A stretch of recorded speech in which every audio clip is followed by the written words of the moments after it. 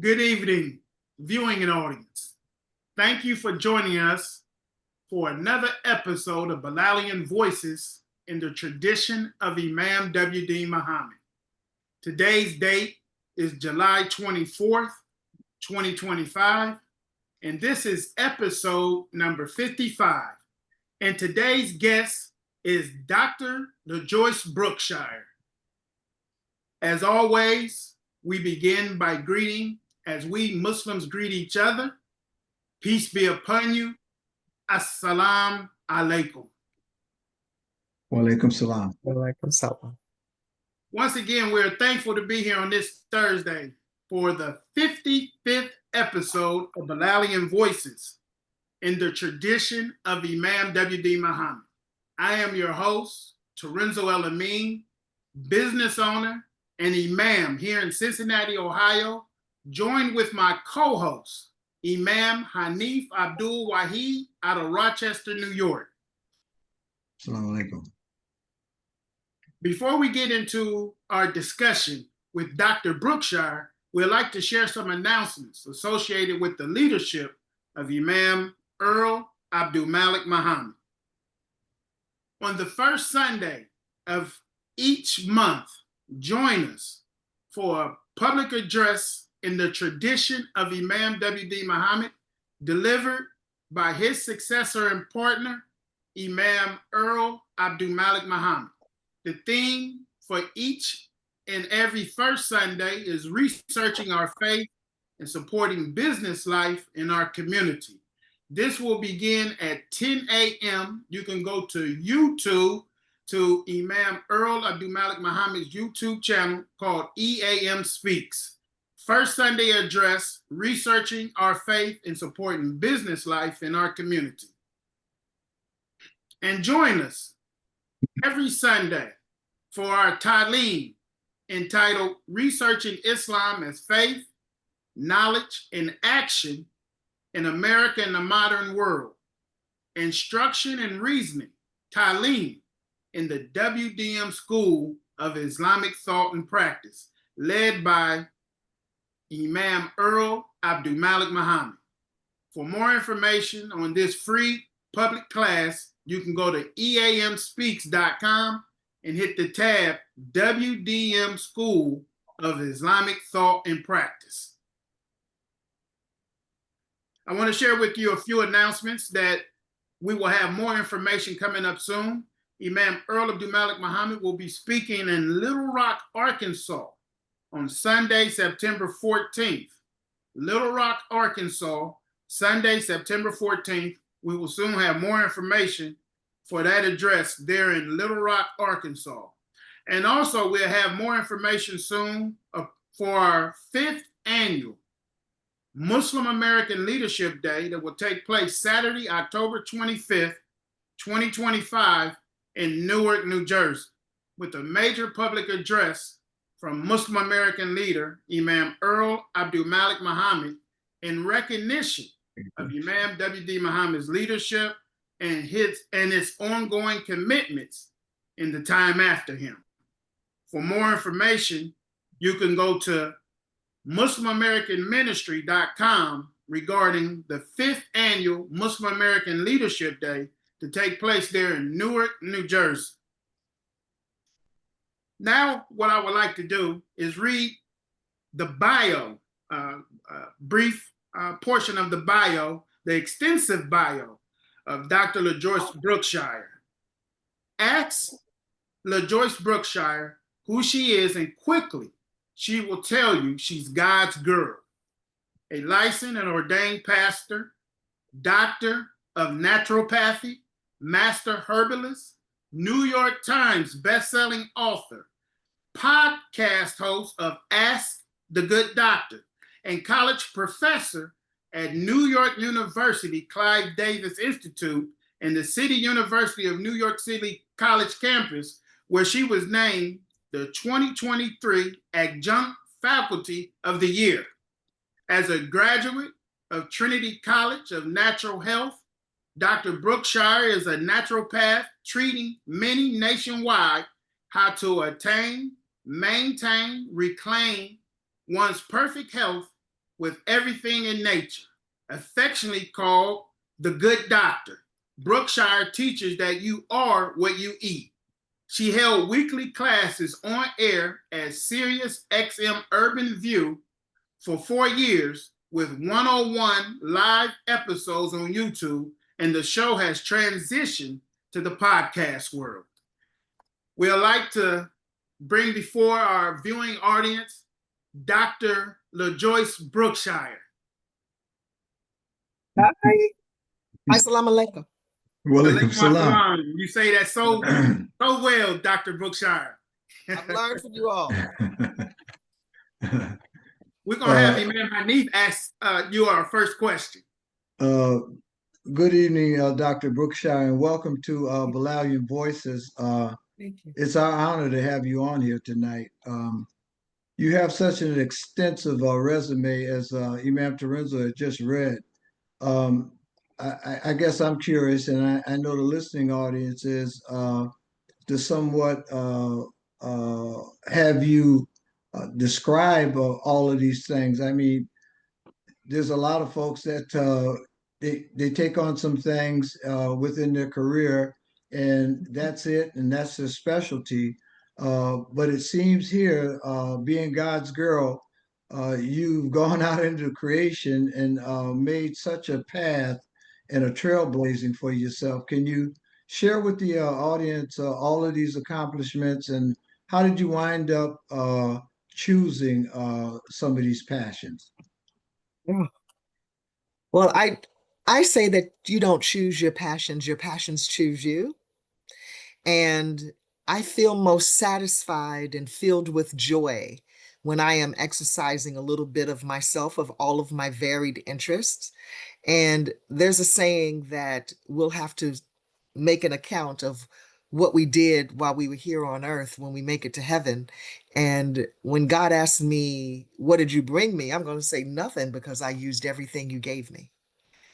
And I live by that, where I want to be able to utilize all of my gifts, all of my talents, and all of my interests. So my interest of becoming a naturopathic doctor, it started as an interest with me just wanting to maintain my health. And I heard a speech when I was a senior in high school from dear Cindy Rogers. We're still friends today. And she was inspired by a book she got her hands on from Dick Gregory. And she gave a persuasive speech that was so good that I went to the lunchroom and ordered a grilled cheese sandwich on rye. Went home that night, told my mother, I'm never eating meat again. She said, help yourself. There's some salad in the refrigerator. And I got a job at GNC, which was General Nutrition Center back then. And it was like the Whole Foods of today, where we made sandwiches, juice, and made peanut butter. And by the time I went to college, I had amassed an amazing education from GNC. And I was known as the village healer on campus. And you could come to me and I would whip you up something nasty, but you would feel better the next day. So I've always carried that with me, even in my entertainment career as a publicist and as a radio news person and as a radio producer. I carried all these things with me. And my artist would have to, I would always tell them, you cannot eat certain things before we have to go do television because it'll make you look puffy. Or I promise you, you'll get a larger meal after we do all of our press. And I would give them a nice lunch and then maybe tell a limo driver to just drive around the city for 2 hours and at 3:30 pull up in front of MTV, just, because it would rock them to sleep, just like babies, So I had to be mindful of all of those kinds of things, but I always fed them really good food. And it was essential that they did that because their performance hinged on them having good meals. So this has just always been who I am. Well, so it sounds like all of these things that I've read on your resume, you made them to be interwoven in terms of the touch points for each and everything that you have passion for, and to the degree you have mastered those things also too. Would you say that? I would say so. Yes, Yeah. indeed, I've mastered. Yes, I have surpassed my 10,000 hours. As it is right now, I mean, your show is starting to it has come alive. You've got a very uh, pretty good loyal listening audience right there.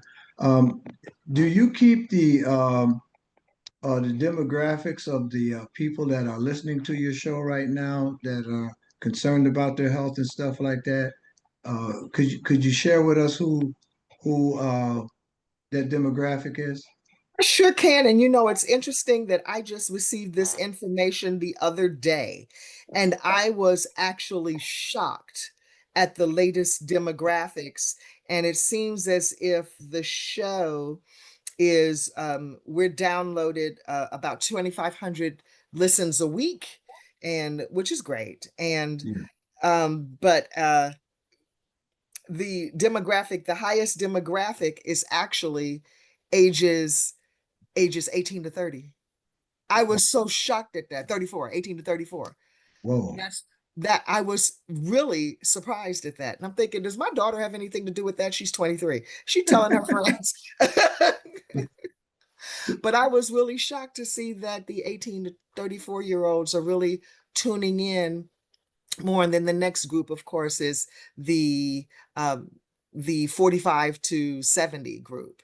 And Right. so, yeah, so that's the Gen Z Well, group. you're making an impact on that group in terms of their health, you know? You know That what? would be amazing. I think that they have a front row seat to watching sickness. Oh.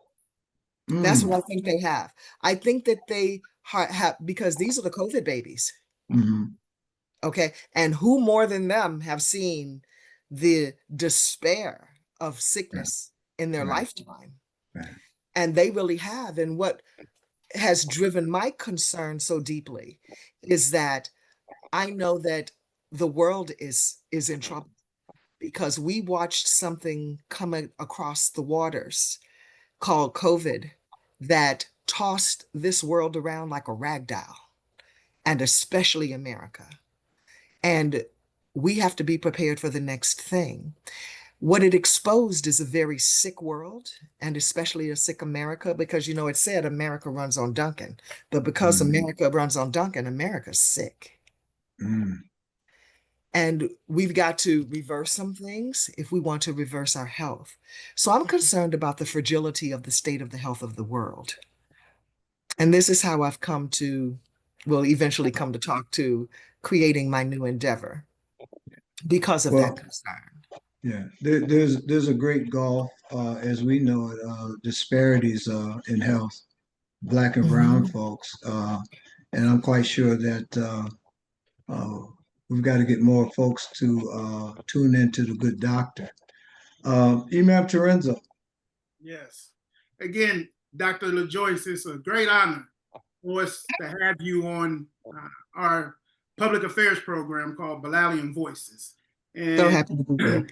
just to have you here makes me feel good just seeing your face on this screen. And what I wanted to ask you, Dr. LaJoyce, I had recently listened to your podcast, Ask the Good Doctor, in which you spoke with Muslim American leader Imam Earl Abdulmalik Mohammed on his engaging article that was in the special edition of USA Today, special edition on race. Could you share with the viewing audience, one, how did you come in contact with Imam Earl Abdulmalik Mohammed and his ministry? And what impressed you about what was in this article in this special edition of USA Today? I came to learn about Imam Earl Abdulmalik Mohammed through my very dear friend, Elijah Muhammad, photographer, as you all know him as a photographer. He's more than my photographer, even though he is my photographer, but he's like my brother. I met Elijah the very first day I went to work and moved to the East Coast, July 3rd, 1984. We've been friends since that day. And so he has always been talking about him. And then when the article came out, Elijah forwarded it to me and I read it. And boy, it resonated with my spirit so deeply because he's concerned about humanity. that article was talking about the human condition and what's going to happen to humanity if we don't make a change and if we don't do something. So just like he said in his address, and maybe I'm getting ahead of myself, you probably asked me about this, in his address that was in Rochester for the 4th of July, the Imam asked this question: what is human life? Mhm. And so we need to be more concerned about what human life is. Where is it going? How can we attain, maintain, and reclaim this precious human life of ours? How can we be more fit for this journey? Yeah. And that's what really resonated with me deeply. You know, I listened last night to the whole interview, and I would advise if you're watching this episode of Bilalian Voices to go back and revisit Ask the Good Doctor podcast, in which she interviews Imam Earl Abdulmalik Mohammed. It's a lot of precious jewels. It's a lot of good questions coming from Dr. LaJoyce. The discussion back and forth is beautiful. And one of the things I wanted to bring out, Dr. LaJoyce, that has me so excited about you being on our episode today, Imam Earl Abdulmalik Mohammed said this in regards to you. He said that you are a light and you are a doorway, a portal for many to come from out of darkness into the light. Oh, wow. He said that in that podcast. And as soon as I heard that language, and from what I have witnessed since meeting you, that's exactly what I see. That is precision description of you being a doorway, a portal for many to come out of darkness into the light. Well, thank you so much. My intent is to walk in the light myself and to be a light bearer and a carrier of that light. So it takes it takes effort to be able to do that, to stay grounded, to stay prayed up, to meditate on the word day and night. Those are the things that are needed to be done in order to be in the light. I wanted to ask you before I turn it over to Imam Wahid, he wanted to ask you about the Independence Day address. Had you heard of Imam W.D. Muhammad? Did you have any experience? Did you have you heard of him during his life? Yes. 2008. Oh, yes. Okay. Through Elijah, of course. Okay. Elijah keeps me on top of things. I'm telling you, that's like my brother. We talk on a regular basis. That's good. His mother's birthday was the same day as mine. Oh, okay. Yo, so we're family. Yes. So yes, we talk about everything. So yes, he's always talked about him. That's good. And you know what's interesting? He's related to my classmate, Amina Mohammed. Amina Mohammed in Chicago. And someone who's from my class who saw the address, they said, you better go tell Amina what you did, what you would do. My classmate Jabbar, and he said, go talk to Amina. I said, I haven't seen her yet. He said, she's over there just last week. And I told her, I said, you never believe what I did. And she was like, what? And I showed her the picture of where I was in Rochester, where you all had that beautiful banner. She said, that's my uncle, that's my grandfather. I was like, okay. She said, you're in the family, girl. You're in the family. Praise be to Allah. Dr. Brookshire, we have a message from Elijah Muhammad out of the chat. He sends his love and his greetings. Yeah. Hey, E.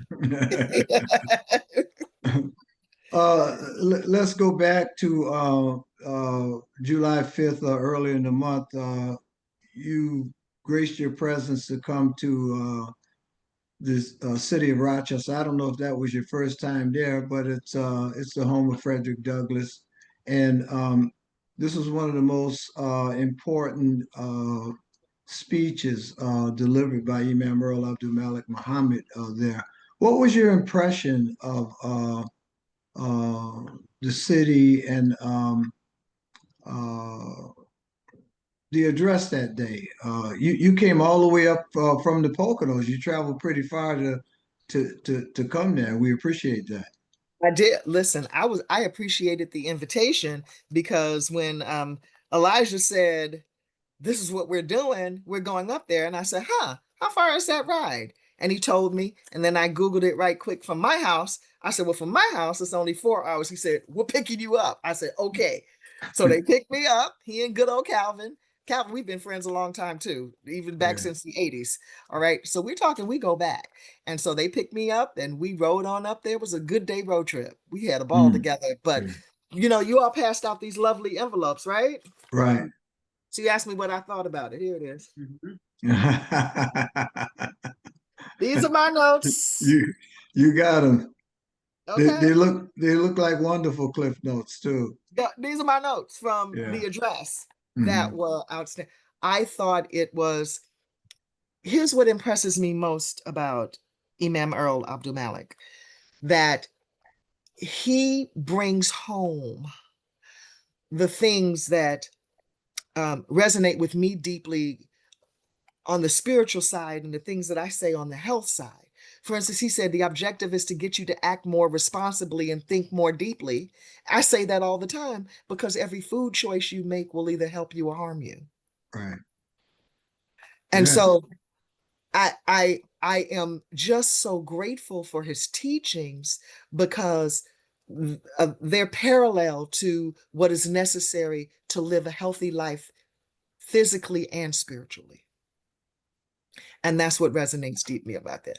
When he said that no one person can speak to the just order, I almost jumped up and shouted, hallelujah, amen. And you know, I don't know if y'all do that there, if y'all say that, but that, you know, that's how deeply it resonates. I say, amen. Yeah. Yes, no one person can speak to the just order when America's history, it has subjective recollections. I call that erasure. That's what it's called.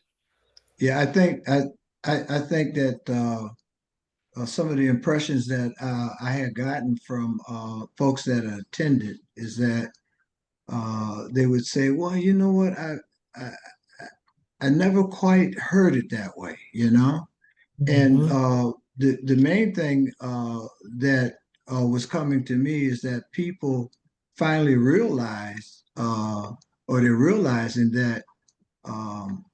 In terms of having this honest discussion about the just order is that African American people are the people to have that discussion. That's right. It should be led up by them. That's right. Well, like the Imam said, the most diabolical idea is to suggest that one race is superior. Right. That right there, he could have just dropped the mic and left after that. That was like the pinnacle of all statements. Yes. Well, So he certainly has revived Frederick Douglass in our town. Again, I mean, we have a lot of statues and places that are named after him, but in terms of there's no way in the world that he has coined this here, but he's reminded us that the greatest American intellect is Frederick Douglass, and that his language is still needed today in the world in order to make the difference, and that so much we should present him internationally into the world and have the platform that has this discussion. We have every right for it because you know we were denied. You know, did you sort of catch that when he said that there? Oh, I caught that. Yeah, yeah, I caught that. Oh, yeah, I got it. And you know, people are so moved by Frederick Douglass still in this world today that it may not seem like it, but I want to show you a book. This is my doctor, Dr. Frederick Douglass Burton. He's named after Frederick Douglass. And it's How to Outlive Your Doctor Using Alternative Therapies. He's an MD and an alternative therapy doctor who practices more alternative therapies than prescriptions he writes. But that's my doctor, that's his book. And he's named, and he goes by Frederick Douglass Burton because he's named after Frederick Douglass. Okay. You have a product that you recently have launched. We got to see it a little bit in Rochester. I didn't get the opportunity to come over and see it or get a sample of it. Can you share with us this work Sure. that you're doing? Yeah. Sure. It's called Trinity. Well, you can see that. It's a Mhm. it's a 21-day detoxification program, and it has everything that you need in a box to detoxify your body, everything from the liver to the lymphatic system to the lungs. And it comes with a calendar on the inside, tells you what to take day by day, and it has every item has its own slot. And it comes with greens, 2 types of greens for the body to enhance and detoxify the body and to operate as a chelator, a colon cleanser, and a parasite cleanse called Good Riddance to get rid of parasites. And that's a conversation that we're not talking about enough of in this nation because somehow or another, medical doctors have gotten into their minds that parasites are reserved for people who have traveled to third world countries, and that's not true. Because this year in March, the numbers have increased so much that the NIH even has reported that 700,000 people have died from parasites as of March 2025. Wow. And that's a jump from 220,000 that was in 2023. Could you put that product in the link for us? Oh, I sure can. In the chat. Surely. Yeah, we'll make sure that we get that out. Imam Terenzo? Yes, Mhm. Dr. LaJoyce, Yes, sir. we have a clip from one of our Sunday classes. And this clip, as soon as I heard this clip, in my mind, it described the type of person that you are and what you represent. It's a clip coming from Imam Earl Abdulmalik Mohammed.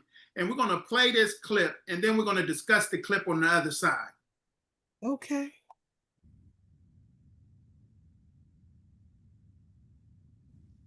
Imam W.D. Muhammad, he said, I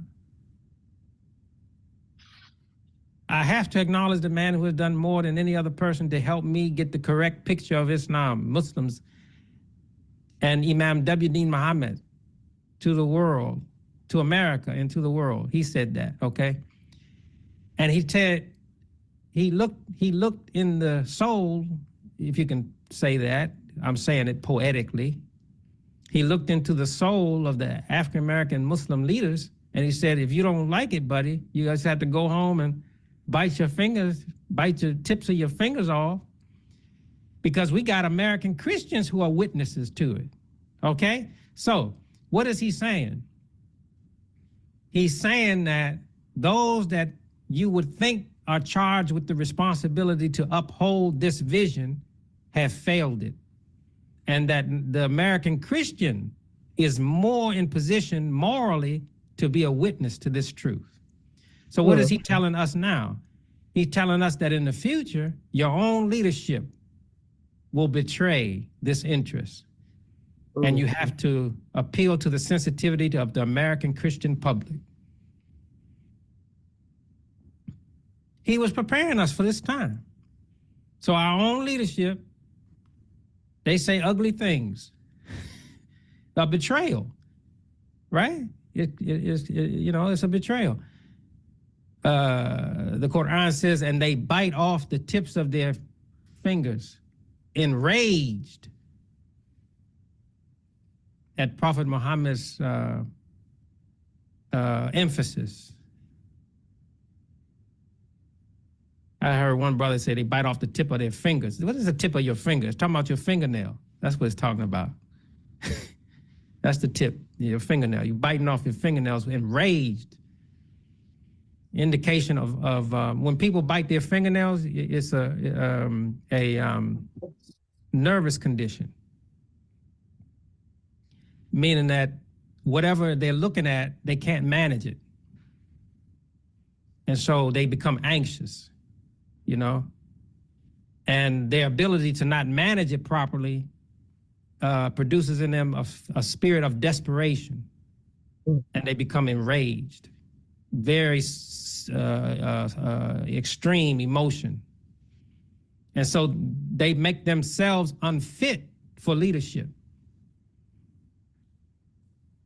So who is going to recognize these principles and this need? It's going to come from another community of faith. They will acknowledge it.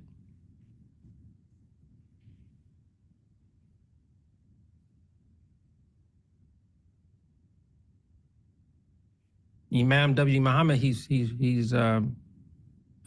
could say he was predicting. He was identifying the time then and predicting the time now.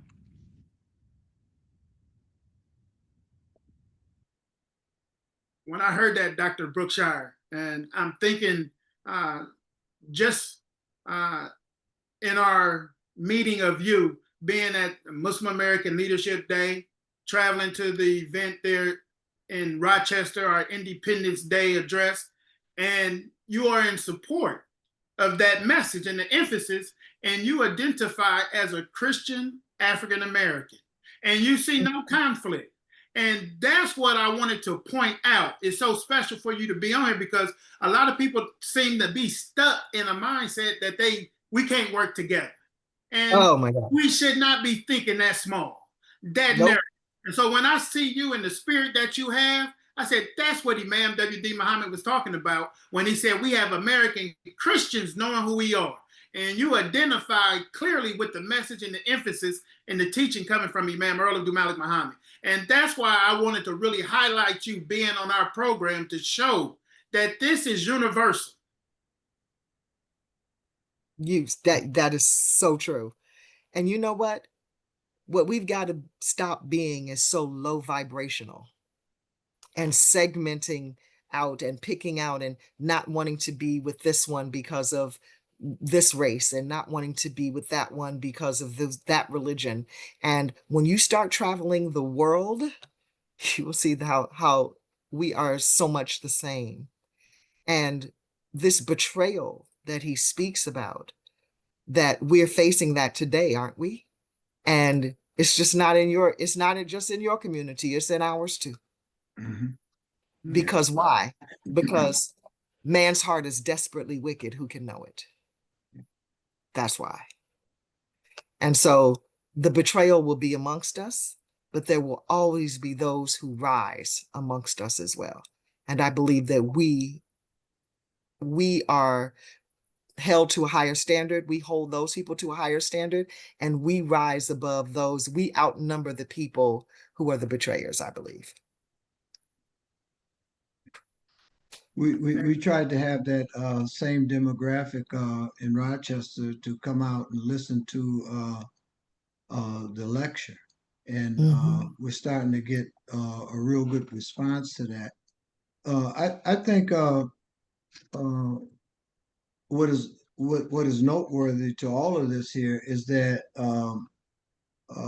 just as African American people and the various faith groups that we're in, those groups are looking for leadership.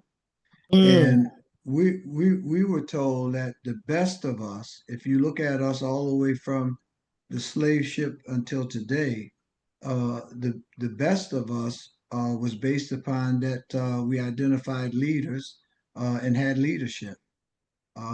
We haven't had that in the last few years, and to uplift that again is that would be something like you recommending a certain homeopathic herbal to make it work in terms of your wellness and your fitness.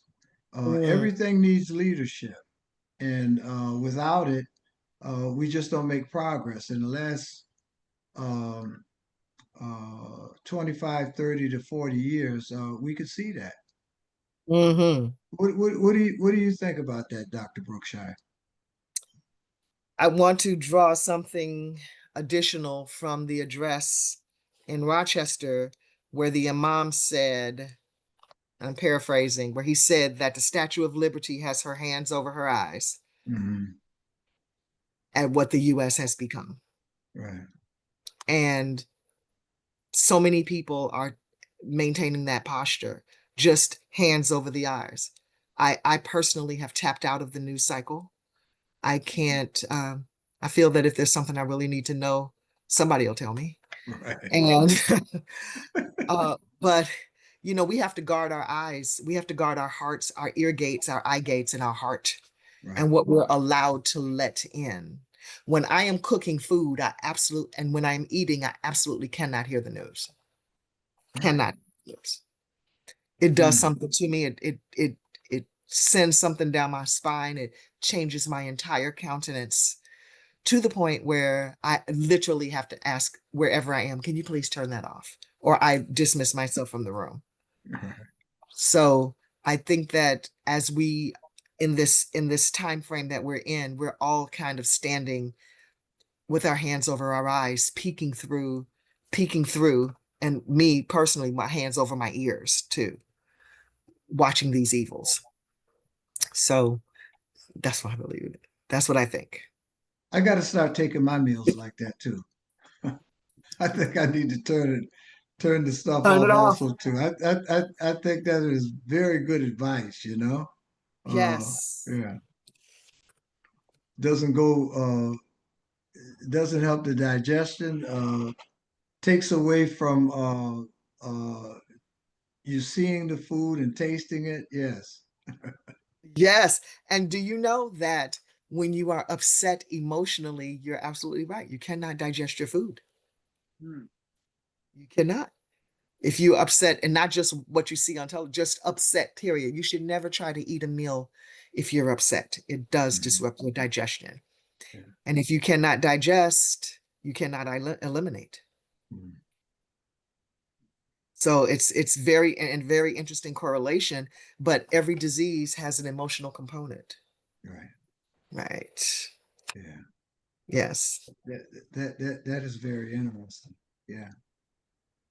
Dr. Yes. LaJoyce, before Yes. we prepare to conclude with this special episode of Bilalian Voices, I wanted to take your mind back to the address there in Rochester, New York, and get your thoughts when it happened. When Imam Earl Abdulmalik Mohammed was speaking, probably 10 to 15 minutes into his address, about 4 or 5 young men got up to leave.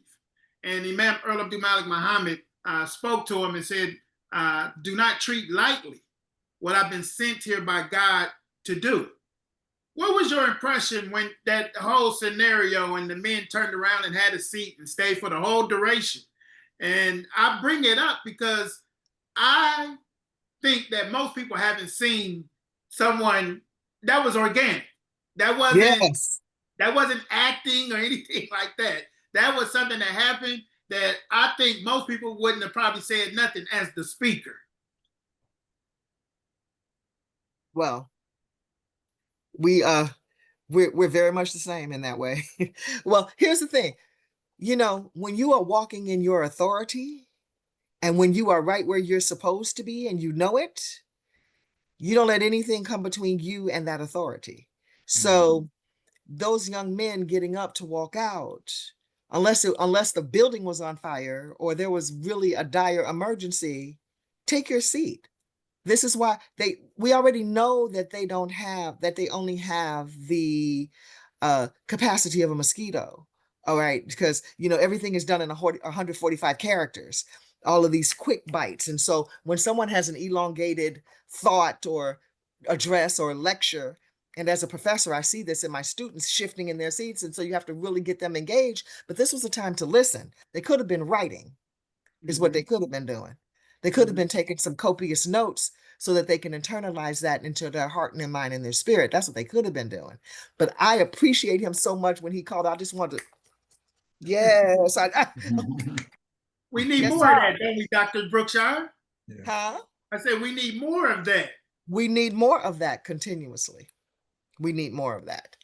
Yes, we do. So before we conclude with our announcements, I wanted to turn it over to you, Dr. Brookshire, to give us some lasting words to our viewing audience that you would like to share About the address? about Or just about wellness in general. we are facing perilous times, emotionally, physically, and believe it or not, electronically. We're mind, body, spirit, and electrical. And keep these phones out of your beds. Keep them out of the inside of your jacket pockets, your pants pockets. Get a designated bag to hold these things. They damage the body. As far as what you're eating, be mindful that your fork is the modern day rod, and it brings life or it brings death. Whatever you put up on it, the choice is yours. Drink water, get sleep. We have to be fit to run this battle, because there indeed is a battle ahead. We're in the midst of it now, but we've got to be fit for the journey. So, but we can't do a thing if we're sick. You can't do a thing if you're weary, and you can't be a good witness if you're sick either. So we have to be better witnesses to talk about. When we're talking about the glory of Allah, talking about the glory of God, we have to be better witnesses. And we need to be in our perfect health to be able to do that. A lot of people don't think that perfect health is attainable, but that's not true. Perfect health is attainable, just like a perfect union is attainable. And we have to be able to recognize that. Just because grandmama and them and auntie and them and daddy and them had those diseases, we have an opportunity to stop what we're doing, turn around and walk in the other direction so we don't succumb to what mama and them succumbed to. So first thing we need to do with our bodies is clean it out. Trinity, 21-day detoxification program. I dropped it in the chat, the link. And because you can't do anything if you're all clogged up with the gunk, the body is a beautiful machine. God did his thing with us when he made our bodies, and he made it to heal, but it can't with all the mess in the way. So we have to clean it out 4 times a year. 4 times a year. Everyone who comes to my office has gotten this program for 23 years.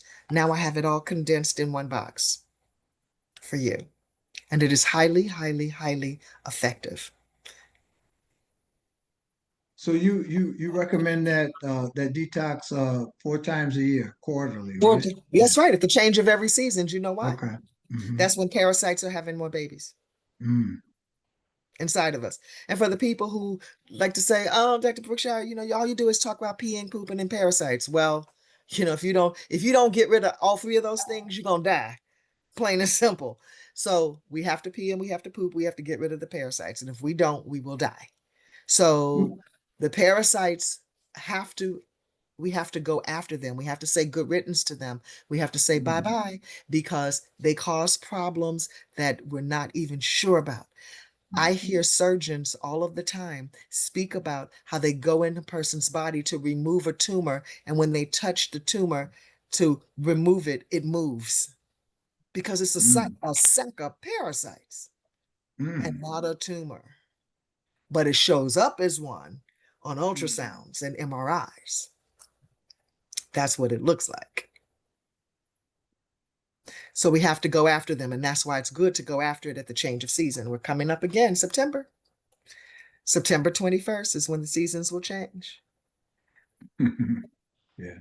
Cool. So it's a good thing, even though you can start the program at any time, especially if you're having an issue. Right. Yeah.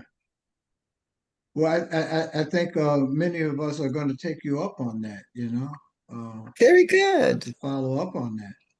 Very good. And I'd like to offer your listening audience a consultation with me at a discounted rate at $50 off of the normal rate, and just the first visit, if they would like to have a consultation with me. And I'll drop my email in the chat, if that's okay. Yes.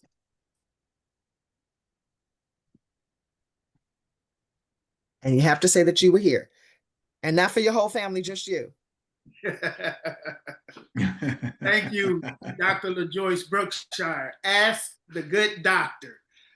Again, it's a joy that you have joined us tonight. We hope that in the future we can have you back, because there's so much that we can speak with you about, and would love to hear your perspective and your thoughts on some of these most serious things that's occurring in the world. One of the things that you put emphasis on when you spoke with Imam Earl Abdulmalik Mohammed was the human condition. And that was language that really stuck with me. So we hope to have you back in the near future, Dr. LaJoyce. I'd love to come back. Thank you very much. I appreciate you all. And quickly, the podcast is on Sirius XM. No, the podcast is wherever podcasts can be heard. Apple, Okay. Spotify, All right. any place, Okay. those kinds of places. Yes. Ask the Good Doctor. New show every month, a new episode every Wednesday. Wellness Wednesday. All right. Thank Okay. you, Dr. LaJoyce. Thank you. Bye. Bye-bye. For our announcements, every Sunday morning, join us for our Talim called WDM School of Islamic Thought and Practice. This takes place every Sunday morning. You can sign up by going to eamspeaks.com and hit the tab WDM School of Islamic Thought and Practice. And join us for our first Sunday tradition. The tradition started by Imam W.D. Mohammed. Our first Sunday address will take place on the first Sunday of August. Imam Earl Abdulmalik Mohammed will deliver a first Sunday address where you can go to his YouTube channel at EAM Speaks. The theme for the first Sunday address is researching our faith and supporting business life in our community. This will be on the first Sunday of August, and it starts at 10 a.m. by going to Imam Earl Abdulmalik Mohammed's YouTube channel called EAM Speaks. On Sunday, September 14th, Imam Earl Abdulmalik Mohammed will deliver an address in Little Rock, Arkansas. We hope to have more information for you soon. On Sunday, September 14th, 2025, Muslim American leader Imam Earl Abdulmalik Mohammed will be visiting the city of Little Rock, Arkansas to deliver a public address. And approaching soon, our 5th annual Muslim American Leadership Day to take place in Newark, New Jersey on Saturday, October 25th, 2025, in recognition of the 33 years of Imam W.D. Mohammed's exceptional leadership. This observance will take place again Saturday, October 25th in Newark, New Jersey. For more information, go to MuslimAmericanMinistry.com. Now we would like to conclude with the prayer for purification and purpose from Imam W.D. Mohammed. O Allah, we cannot manage this life for ourselves, not without you. Please make our life what you would want it to be, what you prefer it to be. Do not allow us to act on our own. Help us to act only in obedience to you. We hear you, we obey you, and we look to you for forgiveness, our Lord. And to you is our destination. Amen. Amen.